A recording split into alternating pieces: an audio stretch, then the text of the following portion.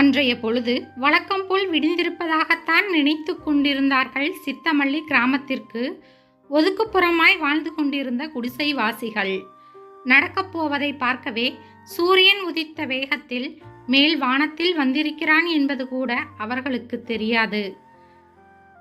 பண்ணையார் ராஜலிங்கம் தன் ஆட்டுக்கடா மீசையை நீவி விட்டபடி வந்திருந்த அடியாட்களுக்கு சைகை காட்டினார். அடுத்த நிமிடம் கத்தி கடப்பாரை சகிதம் நின்றிருந்த ஆட்கள் குடிசைக்குள் புகுந்து கையில் கிடைத்த பொருட்களையெல்லாம் வெளியில் வீசி எறிந்தனர். குழந்தை குட்டிகளையும் பெண்களையும் இழுத்து வந்து வெளியில் தள்ளினர். குடிசைகளின் மீதேறி கூரைகளை பிரித்தெறிந்தனர்.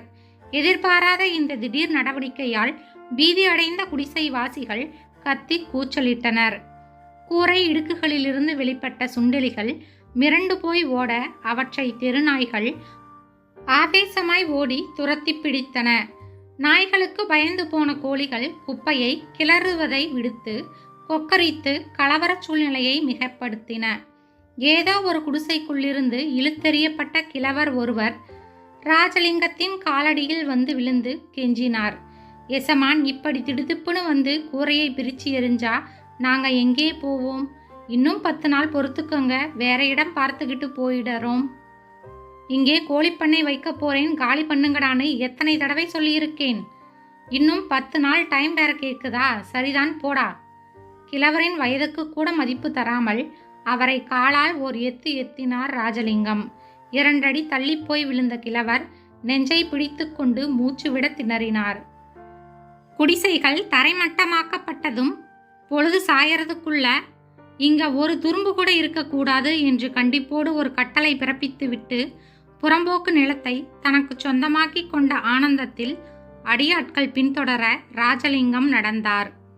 அழுத குழந்தைகளை அரவணைத்தபடி செய்வதறியாமல் ராஜலிங்கம் சென்ற திசையையே பார்த்தபடி நின்றனர் குடிசைவாசிகள். தலை சாய்ந்து கிடந்த பயிர்களை என்றைக்கு அறுவடை செய்யலாம் என கணக்கு பிள்ளையோடு ஆலோசனை நடத்தியபடி வரப்பில் நடந்து வந்து கொண்டிருந்த ராஜலிங்கத்தின் முன்னால் இறைக்க ஓடி வந்து நின்றான் காத்தவராயன். ஆனால் அவன் வந்ததை கண்டும் காணாமலும் பயிர்களின் மீதே பார்வையை செலுத்தி கொண்டிருந்தார் ராஜலிங்கம். எசமான் தயக்கத்துடன் அழைத்தான் காத்தவராயன். அப்பொழுதுதான் அவனை கவனித்தவர் போல, என்னடா என்று அதிகார துணியில் கேட்டார்.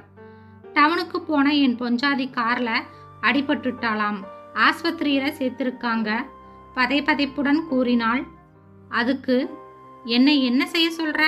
ராஜலிங்கம் சீறினார். என் நிலத்தை வச்சுக்கிட்டு கொஞ்சம் பணம் கொடுங்க, அழுதபடி கெஞ்சினான். ராச வாய்க்கால்ல இருந்து தண்ணி பாய்ச்ச இடைஞ்சலா இருக்குன்னு உன் நிலத்தை விலைக்கு கேட்டப்போ அது மஞ்சக்காணி நிலம், கொடுக்க மாட்டேன்னு ஒத்தை கால்ல நின்ன, இப்போ இங்க வந்த என்று அவனை விரட்டினார். எசமான், அதையெல்லாம் பேச இப்போ நேரமில்லைங்க, நிலத்தை வச்சுக்கிட்டு கொஞ்சம் பணம் கொடுங்க, உங்களால தான் என் பொஞ்சாதி உயிர் பொழைக்கணும். ராஜலிங்கத்தின் காலை பிடிக்காத குறையாக கெஞ்சினான். ஒன்றும் பாதியுமாக நிலத்தை ஆக்கிரமிப்பு செய்ய இதுதான் சமயம் என்று நினைத்த ராஜலிங்கம் வழக்கம் போல கையெழுத்து வாங்கி கொண்டு இவனுக்கு 2 லட்சம் ரூபாய் கொடுத்தனுப்பு என்று கணக்கு பிள்ளைக்கு உத்தரவு போட்டார். அதுவே பெரிய தயவு என்று நினைத்து கொண்டு சென்றான் காத்தவராயன்.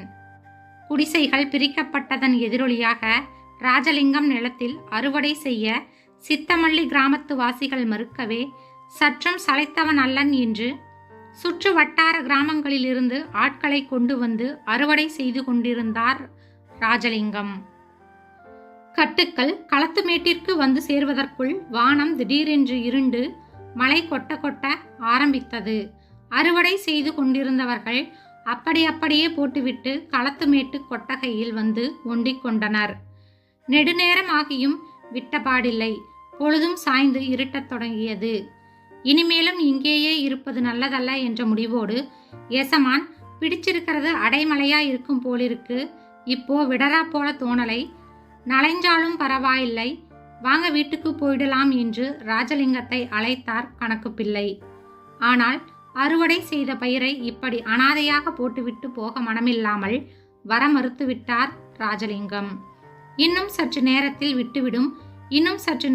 விட்டுவிடும் என்று எதிர்பார்த்து ஏமாந்து போனார் ராஜலிங்கம்.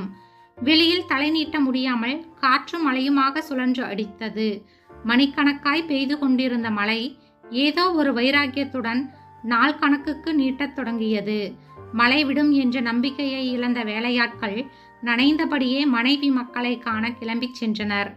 ஆனால் ராஜலிங்கம் மட்டும் விடாப்பிடியாக இடத்தை விட்டு நகரவில்லை. எள்ளுடன் சேர்ந்த எலிப்புழக்கையாக கொட்ட கொட்ட விழித்தபடி கணக்கு பிள்ளையும் களத்து மேட்டிலேயே கிடந்தார். மறுநாளும் விடாமல் மழை பெய்தபடியே இருந்தது. களத்து மேட்டு புளிய மரங்கள் ஒவ்வொன்றாய் சாய பயிருக்காக காத்திருந்து உயிரை விடுவதால் பயனில்லை என்று உணர்ந்த ராஜலிங்கம் வீட்டுக்கு கிளம்பிய போது ஊர் மக்கள் ஒன்றாக திரண்டு களத்து மேட்டிற்கு ஓடி வருவதை கண்டார். அவர்கள் வந்து சொன்ன செய்தியை கேட்டதும் அதிர்ச்சி அடைந்தார். கொள்ளிடக்கரை உடைந்து ஊருக்குள் வெள்ளம் புகுந்து விட்டது என்பதை அறிந்ததும் தன்னுடைய எண்ணத்தை கைவிட்டார்.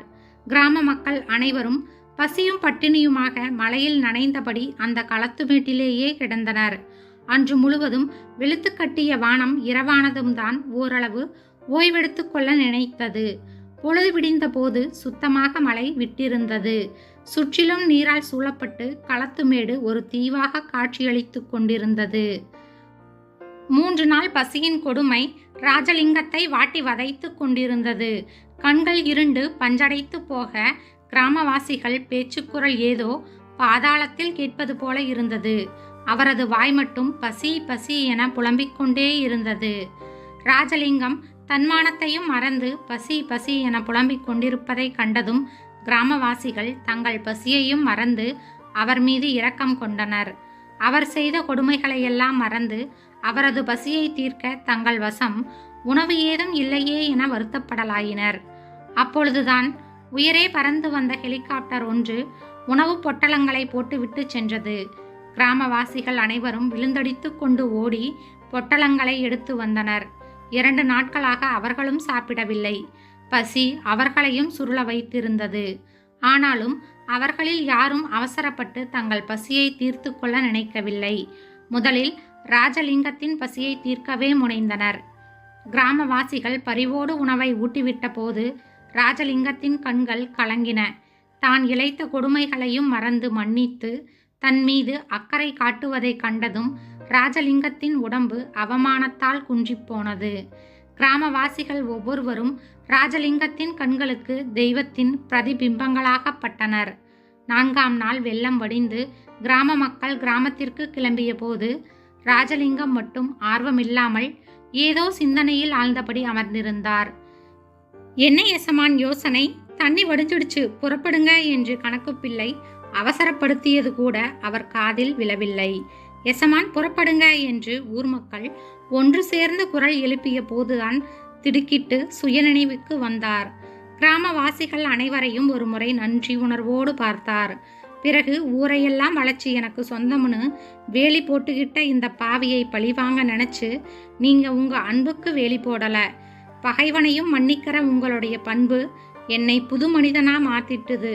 இனிமே உங்க மத்தியில குடத்து பாலுக்கு ஒரு துளி விஷமா, துளசி செடிகளுக்கு மத்தியில் ஒரு கள்ளிச்செடியா நான் வாழ விரும்பல.